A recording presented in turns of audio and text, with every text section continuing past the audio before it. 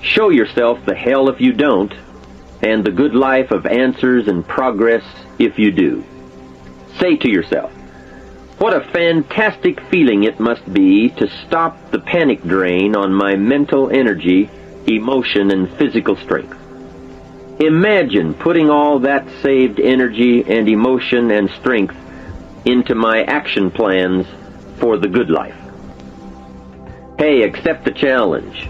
Believe your beliefs, doubt your doubts, stay on the campaign to give worry a bad time. Like being your own conscientious judge, say, I've had it with the presentation of a one-sided story. I sustain the objection that worry has failed to bring out all the facts. I despise these mental courtroom maneuvers that try to belittle my client, me. I demand the whole truth, and if worry will not be silent, I may cite him for contempt of the court of reason. Call up that scene often when worry wants to hassle you with the same old tricks and the same old results. It will work every time. If you can survive all that has happened to you up to this moment in your life, in spite of doing and thinking many of the wrong things, imagine how you can succeed by now starting to do some of the right things. First, the best answer to worry is confidence, and confidence starts first with awareness. Here is one of the most important lessons in life to learn. Life and business is like the changing seasons, and the real challenge of life is to learn how to handle the winter and take advantage of the spring. In short, that's it. You see, winter always comes, but so does the spring. Night follows day, but also day follows night. Sure, the tide goes out, but it always comes in. Opportunity follows difficulty as surely as difficulty follows opportunity. I have written and recorded much on how to take advantage of the spring, how to cash in on life's opportunities, work hard all summer, learn more ways to plant and protect what you invest, and to reap in the fall without complaint, knowing it's your harvest and you've reaped what you've sown. For this subject, however, let's talk about how to handle the winters. Those times when worry, like winter, takes its heavy toll. So, we tell it like it is. Winter always comes. So does the night. Some happenings in our life will always be a cause for concern. And sometimes concern turns to worry, and worry turns to fear.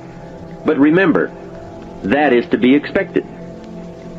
Each day, each event, each season brings both expected and unexpected challenges that we must think about and make decisions on.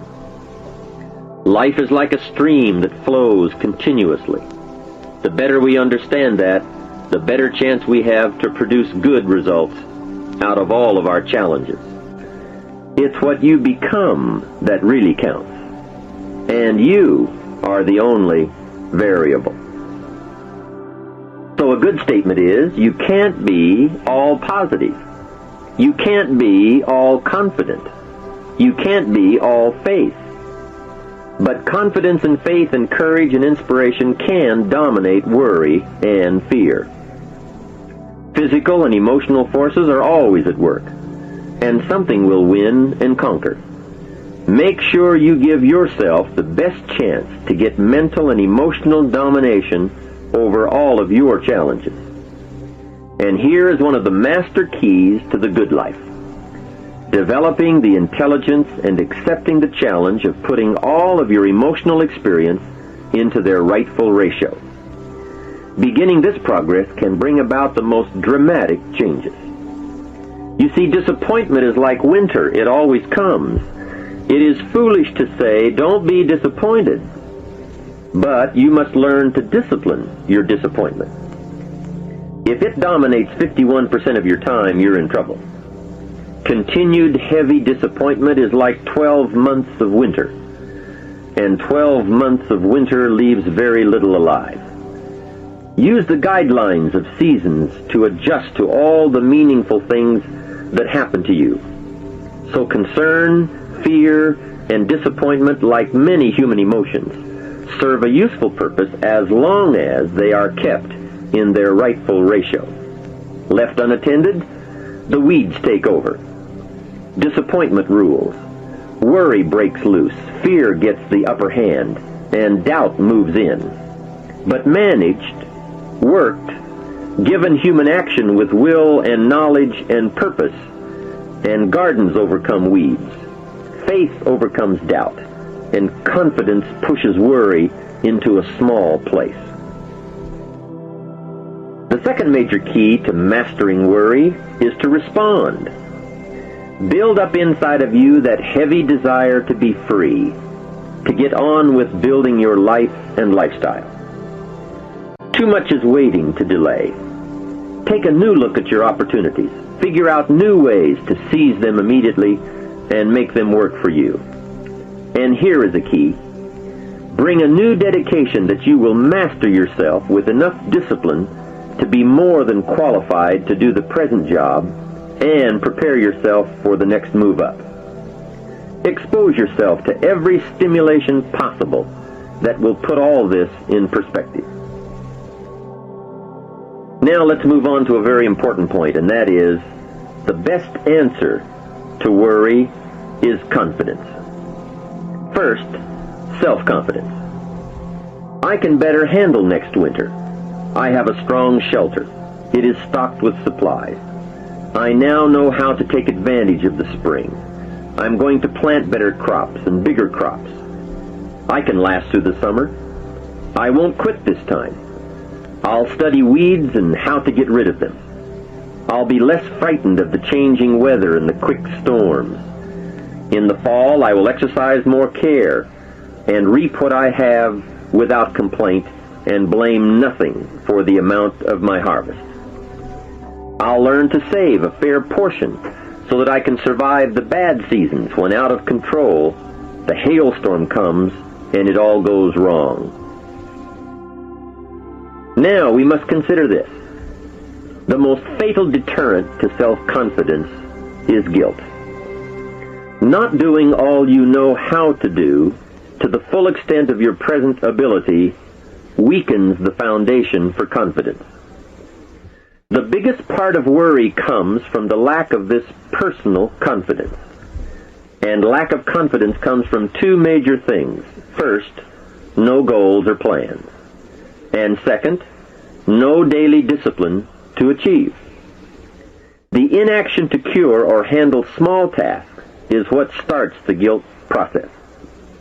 And that always tends to make you look at what's wrong and expect the worst. So listen to the voices of creative experience. Let nature, experience, wisdom, books, everything speak to you and teach you.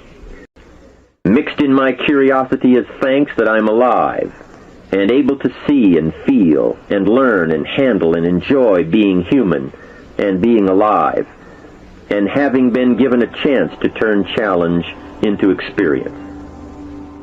How great to have a mind to expand and a soul to nourish, to have hands that can feel, a heart that can experience, a mind that can inquire and learn, a soul that can soar, a body that can respond, to know love, sadness, hope, disappointment, accomplishment, failure, thrills, terror, appreciation, bafflement, wonder, awe, frustration, misery, confidence, courage, contentment, impatience, expectation, apprehension, fulfillment, music, sound, pictures, art, beauty, and harmony. To have all this happen to one is one thing. To know it is all happening is much more. I wish for you that you might develop a growing awareness of the world around you and your possibilities in it. Develop a sense of history and destiny, and be grateful for the opportunity that you have to participate in that grand endeavor. To sum it all up, first understand what worry is. You now know that it can be beneficial and destructive depending on your awareness. Next, resolve to be free of the habit. That job is up to you. To work on yourself, to get the right attitude. Next, start the daily action of first cleaning up all your current situations. Remember, little achievements lead to confidence that conquers guilt. Then buy up every challenge to reach your goals. You can now handle it. The winter, the spring, the harvest. Bring a new zeal to every problem, to every fear, to every opportunity. The inspiration from it all, and the immediate and future progress that will someday give you a view from the top of your goals, your adventure, and your achievements. In conclusion, let me give you one piece of poetry that sums up what a life of adventure should be like, and how you should feel. You are now a seasoned warrior. You bear the scars of honorable battle. And here is where you stand today.